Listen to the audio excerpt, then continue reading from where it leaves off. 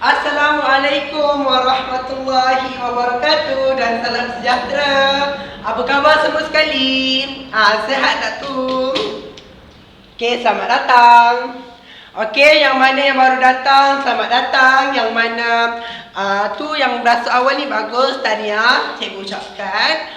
Panggil lagi kawan-kawan lain, insya-Allah kelas kita akan bermula sebentar lagi.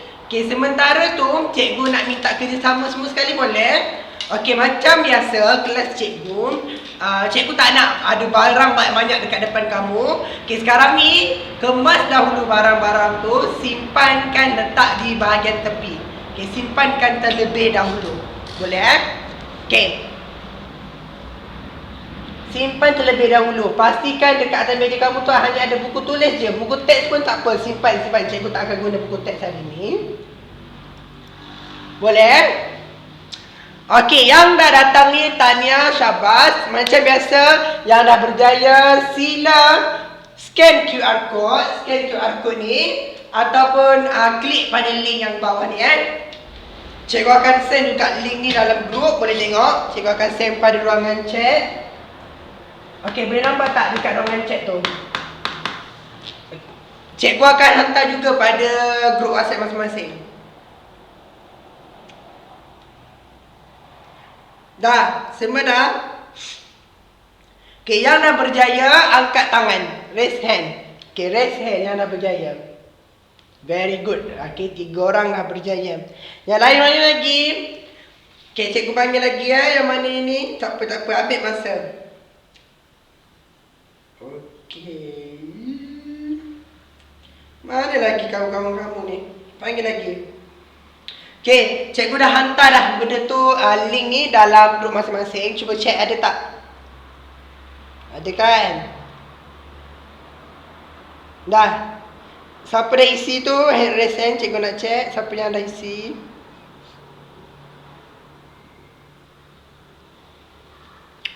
Boleh Okey, kita akan mulakan pengajaran kita. Boleh? Okey, Assalamualaikum warahmatullahi wabarakatuh dan salam sejahtera. Apa khabar semua sekali? Selamat datang yang mana baru masuk, tak apa. Okey, kita akan mulakan kelas. Macam biasa, isikan kehadiran ataupun scan QR code yang telah cikgu bagi. Scan, boleh isi, tulis ni ataupun dekat ruangan chat, atau boleh scan QR code ni Okey, siapa yang tak isi lagi boleh isi ataupun boleh isi selepas ni. Sementara tu boleh dengar dulu cikgu mengajar. Baiklah. Pernah tak nampak papan tanda macam ni? Apa nama dia ni? Papan tanda. Apa nama dia? Papan tanda. Okey, papan tanda ni kita biasa jumpa kat mana? Siapa boleh kongsikan? Dekat mana kita jumpa? Betul, kita akan jumpa biasa dekat pasar raya, di hospital. Lagi, tulis lagi kat ruangan chat tu. Rumah awak ada ni, Irfan? Ada ni? Dia betul Irfan ni? Okey, yang ni ada macam-macam. Ada orang kat rumah dia ada kat hotel dan sebagainya. Ini namanya adalah papan tanda pemberitahuan ataupun makluman, ataupun dia nak beritahu lah bahawa tempat tu tak selamat. Agak-agak yang ni dia nak maklumkan pasal apa? Yang ni. Yang ni. Betul. Dia nak kata orang mudah terjatuh ataupun jalan licin. Jadi masa tu boleh ke kita berlari? Boleh ke? Tak boleh lah nak berlari masa tu. Sebab kalau kita berlari, nanti terjatuh. Bila terjatuh, mulalah pecah kepala dan sebagainya. Okey, lain. Yang mana lagi kamu biasa nampak kalau dekat kawasan hutan? Dekat mana kamu biasa nampak? Ni. Apa ni? Bukan ketam lah. Syafiq, bukan ketam. Bukan ketam. Apa ni? Kala jengking. Very good. Kala jengking. Ataupun dalam bahasa Inggeris kita panggil dia Scorpio.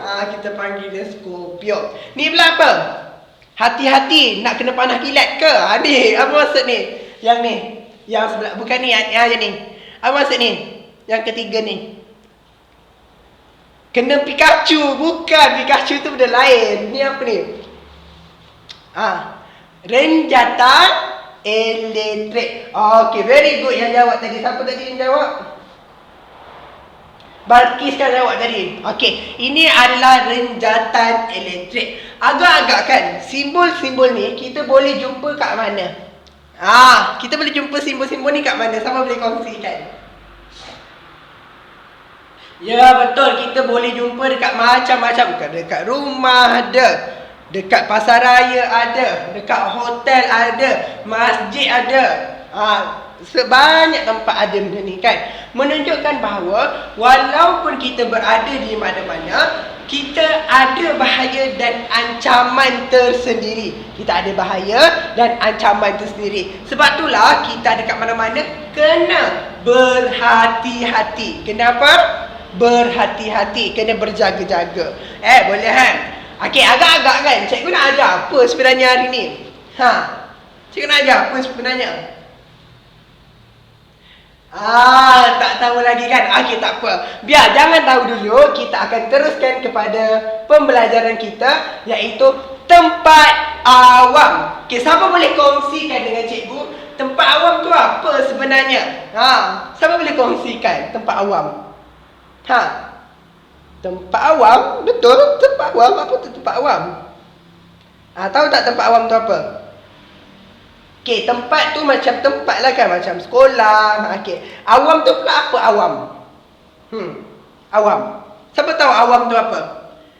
Ya, awam ni maksudnya ramai orang ataupun macam tu lah. Maksudnya macam ada 3, 4, 5 orang. Bukan seorang-seorang lah. Contohnya kalau tempat tu cikgu seorang dia boleh masuk kan. Itu tak tempat awam. Itu namanya tempat peribadi. Tempat awam ni siapa-siapa je boleh akses. Okey, jadi apa maksud tempat awam ni? Tempat awam merupakan tempat yang mempunyai pengunjung yang tidak boleh kita kenal pasti. Contohnya macam, cuba bagi satu contoh. Betul. Okey, perpustakaan. Contoh perpustakaan. Hari ni awak tahu tak berapa ramai yang pergi ke perpustakaan negara? Tahu ke berapa ramai? Tak tahu kan? Itulah dinamakan sebagai tempat awam kerana banyak semua orang mempunyai akses ataupun mereka boleh pergi ke pusat perpustakaan negara tu. Jadi nak katanya tempat awam ni sangatlah mencapai. Agak-agak kan kalau kita pergi ke tempat awam ada apa? Siapa boleh kongsikan? Agak-agak lah. Kamu rasa ada apa dekat tempat awam? Ada orang ramai. Betul. Orang ramai ni kamu perlu berhati-hati kerana rambut dia mungkin sama hitam tau, mungkin warna dia sama, tapi hati dia lain-lain. Contoh awak tahu ke cikgu ni baik? Mungkinlah cikgu ni baik kan.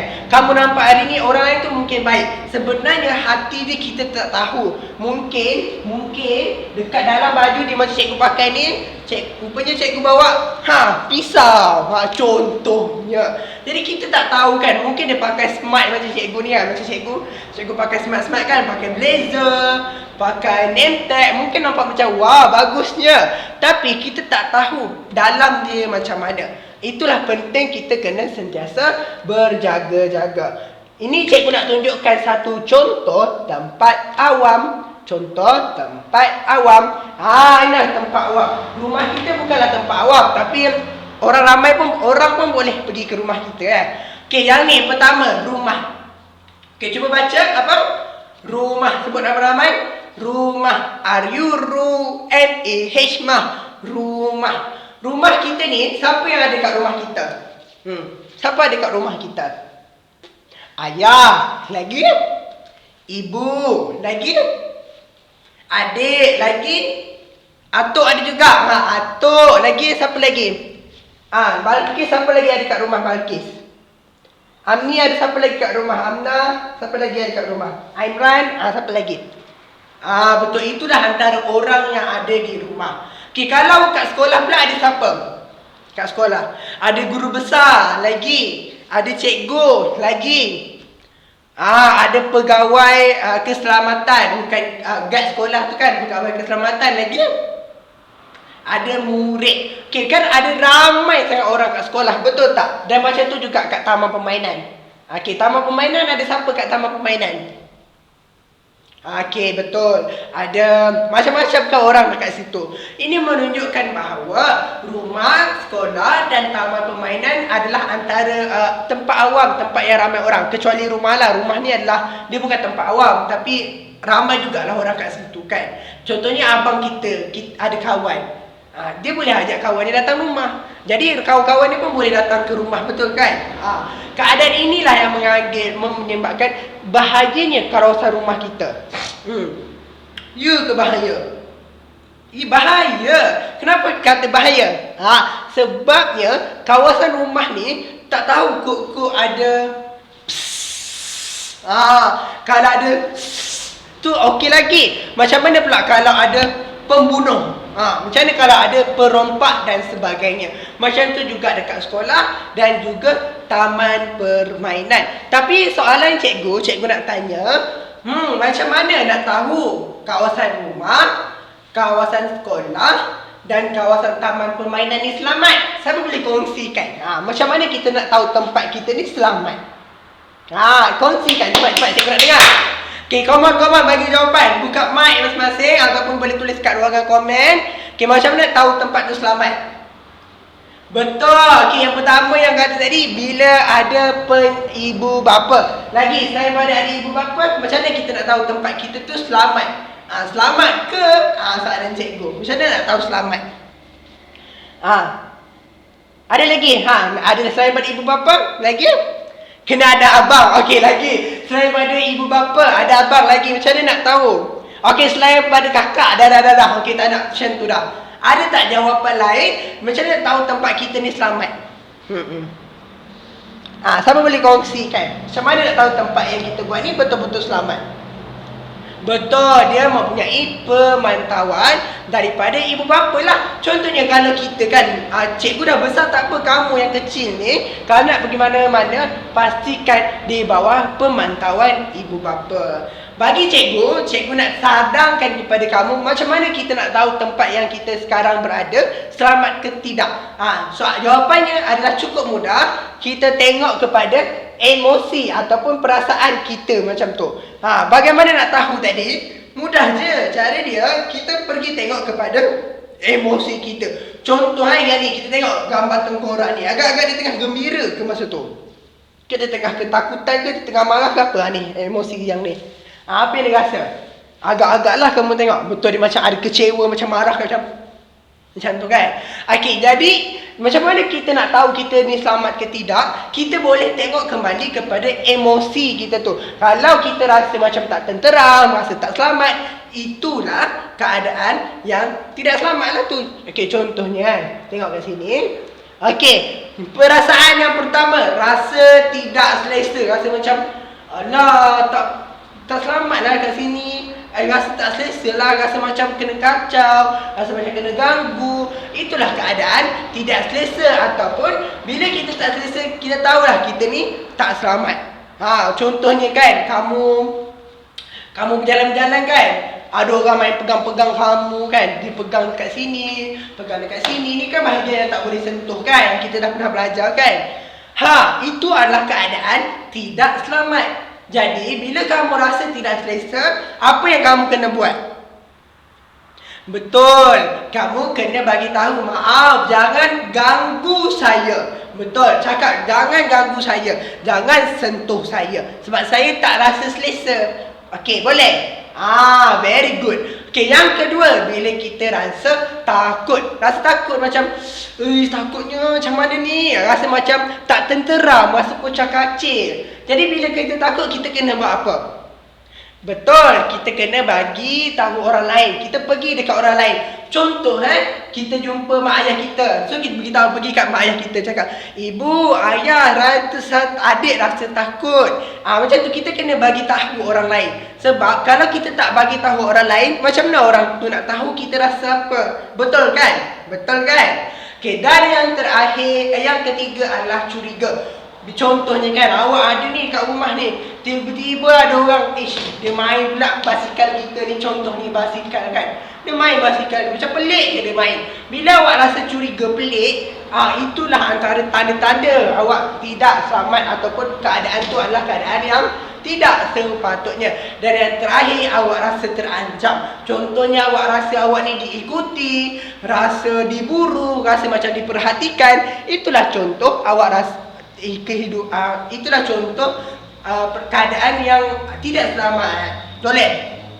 Okey, cikgu nak tunjuk satu situasi, cikgu nak dengarlah apa pandangan kamu ini contoh situasinya. Sekarang ni kita kat mana?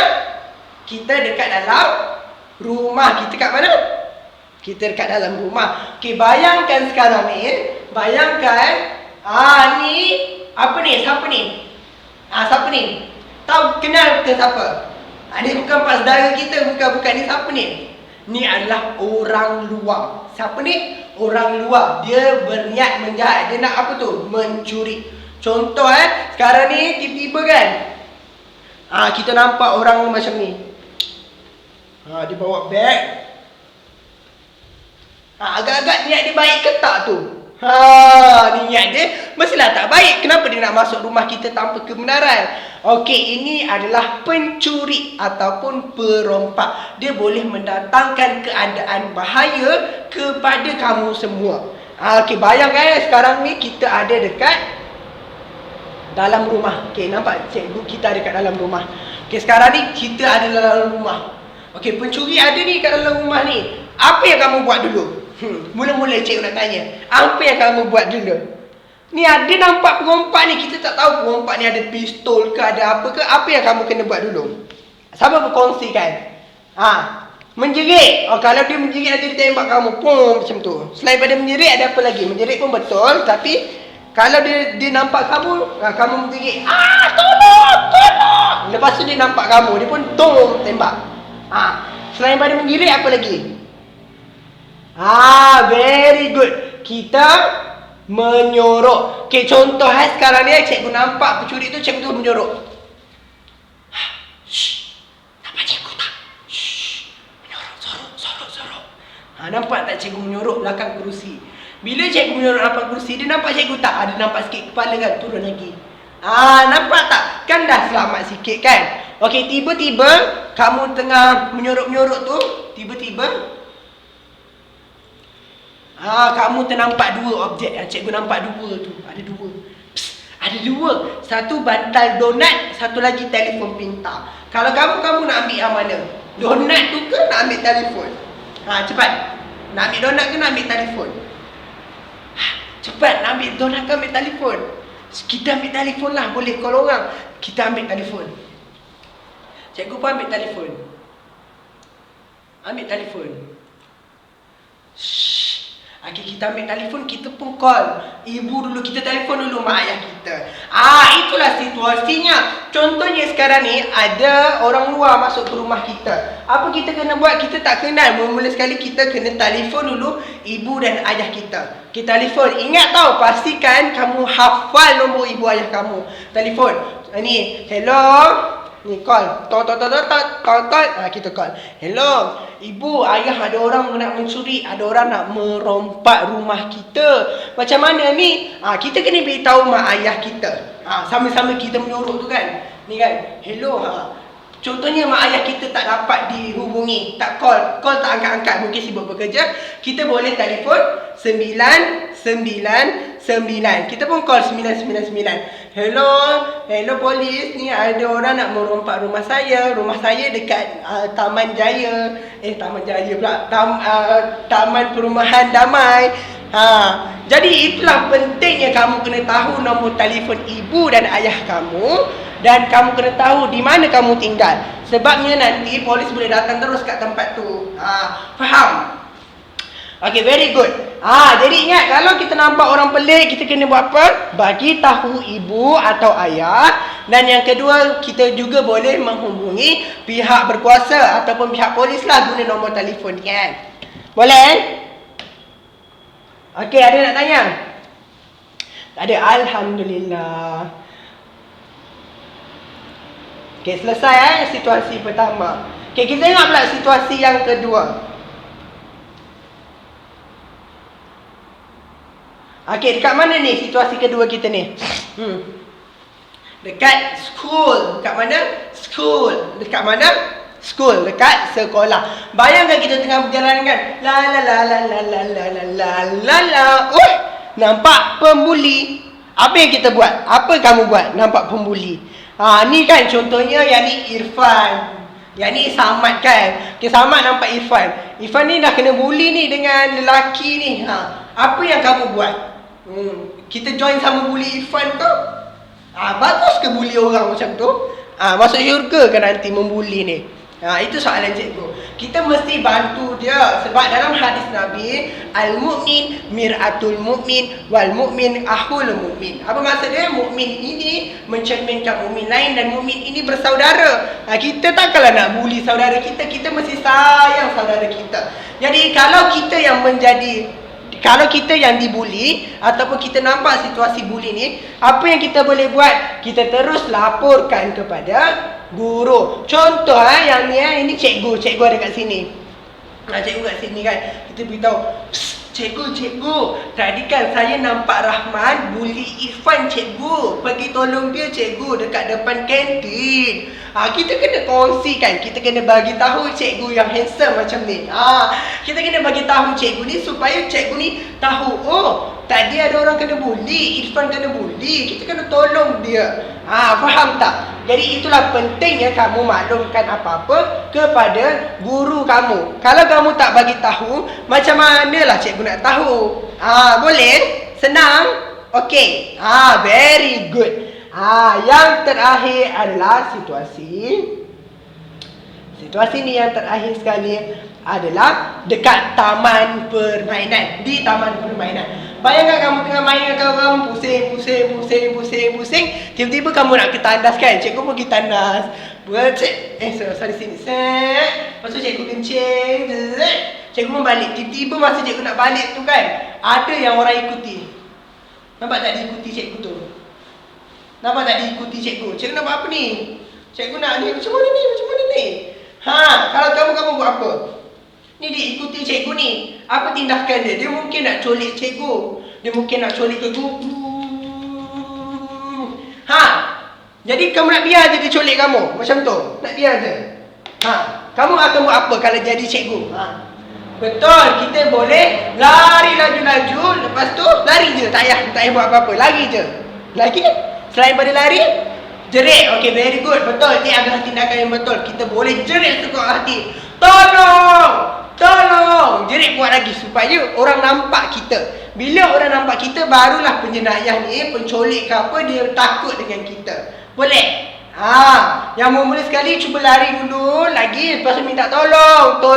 Kalau boleh, sebab tu cikgu ingatkan, nak pergi mana-mana mesti di bawah pemantauan ibu bapa. Di bawah siapa? Pemantauan ibu bapa. Apa yang kamu kena buat? Bila keadaan macam ni, pergi kepada ibu bapa masing-masing. Contoh sekarang ni nampak ibu bapa kat sini kan? Kita pun lari, tolong. Sampai dekat ibu bapa kita kata, tadi ada orang nak colik kita, ada orang ikut kita. Jadi ibu bapa kita pun lindungi kita. Nampak cikgu dah tak nampak kan? Sini. Dia dah lindungi kita. Lepas ibu bapa dah lindungi kita, barulah kita dalam keadaan yang selamat. Kamu nak ke kena colik? Kamu ingat seronok ke kena colik? Bayangkan dulu kita ada kes kena colik, mata dia kena buka. Mata dah buka, mata dia dah kena buang, buta lah, tak boleh tengok lah. Lepas ni dia dah tak boleh sertai kelas PDP cikgu dah. Jadi bahayanya keadaan colik ni, boleh sebab tu cikgu, kalau cikgu ingatkan lagi sekali, dalam keadaan pandemik sekarang ni, orang dah tak ada duit, orang tak bekerja. Jadi macam mana mereka nak buat duit? Mereka terpaksa melakukan kerja-kerja yang kotor, mencolik, merompak, mencuri dan sebagainya, menjadikan dunia hari ini lebih berbahaya. Sebab tu cikgu sentiasa ingatkan, kita kena sentiasa berjaga-jaga, berhati-hati. Tak tahu apa akan jadi dalam dunia hari ini. Okey, boleh apa yang kita macam biasa, Setelah sahaja tamat kelas cikgu nanti, cikgu akan bagi link. Okey, cikgu bagi link siap-siap lah. Okey, cikgu copy link ni. Kamu boleh copy link ni ataupun scan QR code cikgu dan jawab lembaran kerja. Jawab lembaran kerja macam biasa. Alah, macam biasa. Sekejap, cikgu hantar link sekejap. Sabar, cikgu hantar link.